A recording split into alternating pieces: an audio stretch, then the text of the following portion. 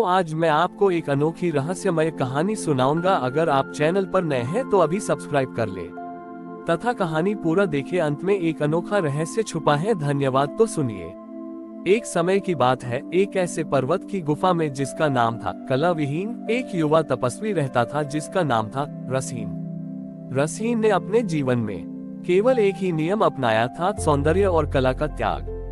रसीन का मानना था कि भक्ति और तपस्या में सुंदरता या किसी भी कलात्मक अभिव्यक्ति का कोई स्थान नहीं है।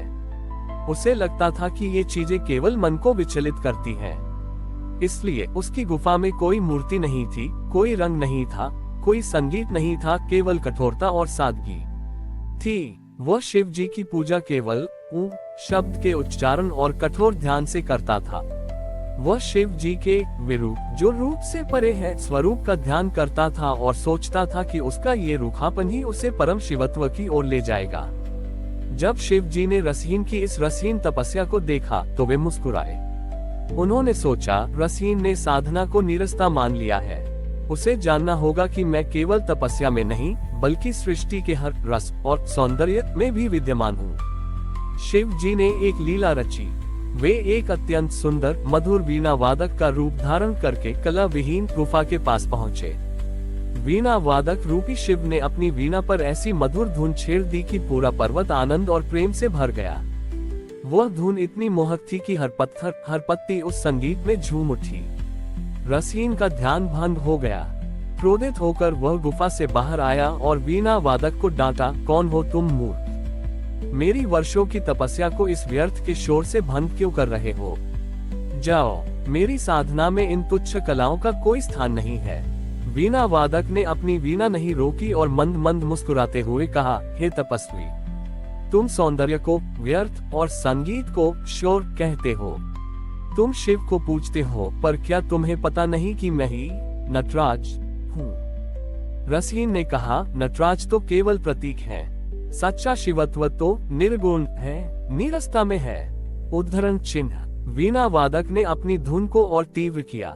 धुन इतनी मधुर हो गई कि हवा में रंग घुल गए और आसपास के पत्थर भी चमकने लगे। वीणा वादक ने कहा, तुम नीरसता में शिव को खोजते हो, पर शिव तो परम रस है। मेरा तांडव केवल विनाश का नहीं, सृजन के आनंद का भी नृत्य है। ये वीणा की धुन मेरी सृष्टि की लय है। तुम जिस का जाप करते हो वह भी संगीत की ही पहली ध्वनि है। वीणा वादक ने अपनी धुन को अचानक रोक दिया। उन्होंने कहा, तुमने अपने हृदय के द्वार कला और आनंद के लिए बंद कर दिए, इसलिए तुम शिव के एक विराट रूप से अनभिज्ञ रहे। नीरसता तो केवल जड़ता है। सच्चा वैराग्य तो यह है कि तुम संसार के हर सौंदर्य को देखो, हर कला का आनंद लो, पर उसमें लिप्त न हो। इतना कहते ही वीणा वादक का रूप बदल गया। वे स्वयं भगवान शिव थे। जटाओं में गंगा बह रही थी और हाथ में डमरू था। शिव जी ने रसीन को आशीर्वाद दिया और कहा, रसीन, अब तुम जानो कि मैं हर राग, हर रंग और हर ताल में हूँ। तुम अब से कला रस मुनि कहलाओगे। जाओ और अपनी भक्ति में इस संसार के सौंदर्य और रस को भी शामिल करो। और इस प्रकार रसीन ने समझा कि भक्ति का अर्थ जीवन की सुंदरता से मुंह मोड़ना नहीं, बल्कि उसे महादेव की अभिव्यक्ति मानकर स्वीकार करना है। कला विहीन गुफा उस दिन से संगीत और कला का केंद्र बन गई। भगवान शिव से रस का ज्ञान प्राप्त करने और कला रस मुनि नाम मिलने के बाद मुनि की तपस्या का तरीका पूरी तरह बदल गया। उन्होंने अपनी गुफा से कठोरता और सादगी को हटा दिया। अब उनकी गुफा में हर तरफ रंग बिरंगे फूल थे, पत्थरों पर सुंदर नक्काशी थी और हर समय वीणा और डमरू की मधुर ध्वनियां गूंजती रहती थीं। मुनि ने समझा कि सच्चा वैराग्य बाहरी त्याग में नहीं बल्कि आंतरिक आनंद और रचनात्मकता में है। मुनि अब केवल ध्यान नहीं करते थे, बल्कि वह प्रकृति के हर पहलू को अपनी साधना का माध्यम बनाते थे। जब वह फूल देखते तो उसके रंगों में शिव की लीला देखते। जब वह जल की धारा सुनते तो उसे वीणा की लय मानते। उन्होंने गांव के लोगों को भी यही शिक्षा दी। गांव में कई लोग थे जो कलाकार थे, कोई चित्रकार था, कोई नर्तक तो कोई मूर्तिकार। लेकिन वे सभी अपनी कला को केवल मनोरंजन या जीविकोपार्जन का माध्यम मानते थे, भक्ति का नहीं।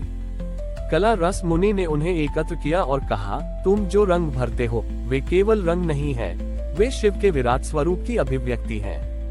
तुम जो नृत्य करते हो वो केवल शरीर का हिलना नहीं है, वो तांडव की ही एक छोटी सी प्रतिध्वनि है। उन्होंने सभी कलाकारों को निर्देश दिया कि वे अपनी कला को धन या प्रशंसा के लिए नहीं, बल्कि पूर्ण आनंद और भक्ति के लिए समर्पित करें। गांव के चित्रकारों ने अपनी दीवारों पर साधारण चित्र बनाना बंद कर दिया और पत्थरों पर शिव पार्वती के सुंदर और जीवंत रूप उकेरने लगे। नर्तकों ने अपने नृत्य को इतना शुद्ध और भावपूर्ण बना दिया कि उनके हर कदम में एक कहानी होती थी।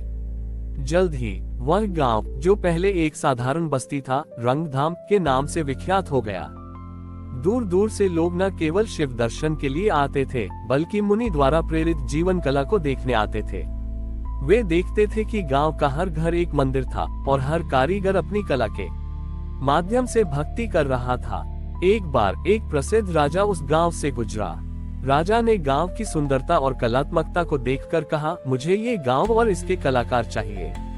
मैं इन सबको अपने महल ले जाकर अपने लिए कलाकृतियां बनवाऊंगा। राजा ने मुनि को बहुत सारा सोना भेंट करने की पेशकश की। कला रस मुनि ने राजा से कहा, हे राजन, इस गांव की कला सोने से नहीं खरीदी जा सकती। ये कला इसलिए सुंदर है क्योंकि यह धन के लिए नहीं, बल्कि आनंद और शिव स्मरण के लिए की जाती है। जिस पल तुम इससे सोने से बांधोगे, इसका रस और इसकी भक्ति खत्म हो जाएगी। उद्धरण चिन्ह। राजा ने जब गांव वालों के चेहरे पर संतोष और आनंद देखा तो वह समझ गया कि मुनि सही कह रहे हैं।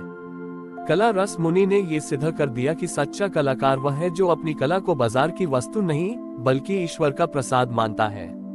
इस प्रकार कला रस मुनि ने ये स्थापित किया कि जीवन का हर पहलू, हर रंग और हर क्रिया शिव की ही एक सुंदर अभिव्यक्ति है और निरस्ता नहीं, बल्कि प्रेम और रस से भरा हुआ जीवन ही सर्वश्रेष्ठ भक्ति है। हमारी और भी आध्यात्मिक एवं अनोखी कहानियां देखने के लिए हमारे चैनल पर जाएं तथा धार्मिक एवं पौराणिक अनोखी कहानी यह हमारे चैनल पर है। कृपया जाके देखें तथा हमारे चैनल को सब्सक्राइब करके रखें और वीडियो लाइक जरूर करें। धन्यवाद।